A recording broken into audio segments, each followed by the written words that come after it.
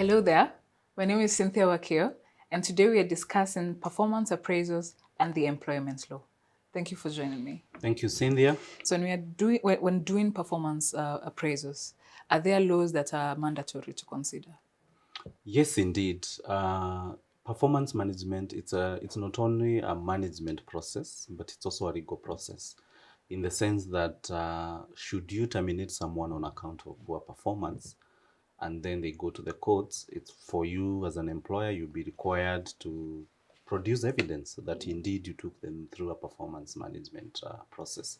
So unfortunately, most of organizations, some of them, either they don't follow the due process or they don't have the proper records. So indeed, performance management is something that HR managers, any other person in decision-making position, they should really take it seriously because it has a legal implication. Yeah.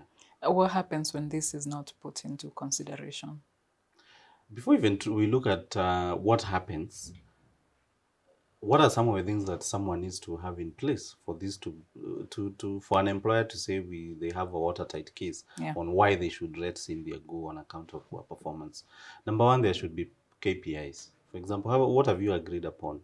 What is Cynthia supposed to achieve, either on a monthly basis, half yearly, or annual? So the court is not interested. You can have KPIs which are on a day-to-day basis, or you can have someone on weekly or monthly basis. And then from those KPIs, has this person been appraised? And appraisal, it doesn't have to be a formal process. All you need to prove is that there's documentation that indeed Cynthia was given feedback in terms of her performance, and she was given a chance, to be able to explain why is she not able to perform to the expected standard. And that is where a PIP comes in, a performance improvement plan comes in. And then if you're being put under a PIP and then also you don't improve, then the employer can take any action on you, which includes termination. Yeah. So that is the due process in a nutshell. Yeah. And what risks does the employer expose themselves when they don't do that? Brilliant. So if you don't follow that process, then any termination you do as an employer will be termed as unfair termination. It's as simple as that. So if you go to a court of law, and that is why I said it's a legal document, you need to have proof that you appraised this person, there were KPIs, they did not meet these KPIs.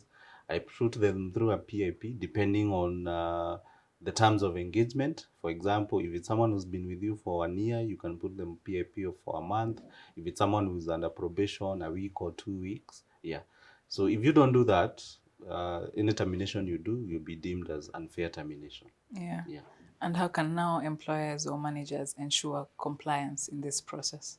Very good question. I think at the end of the day, it's first to understand the importance of performance management. It's not because you are fearing to be taken to court, but I believe if you have a robust performance management system in place, it will help you meet your goals.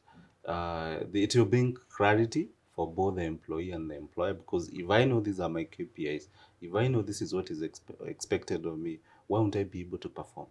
But you find that many managers and employers, they don't empower the employees with that.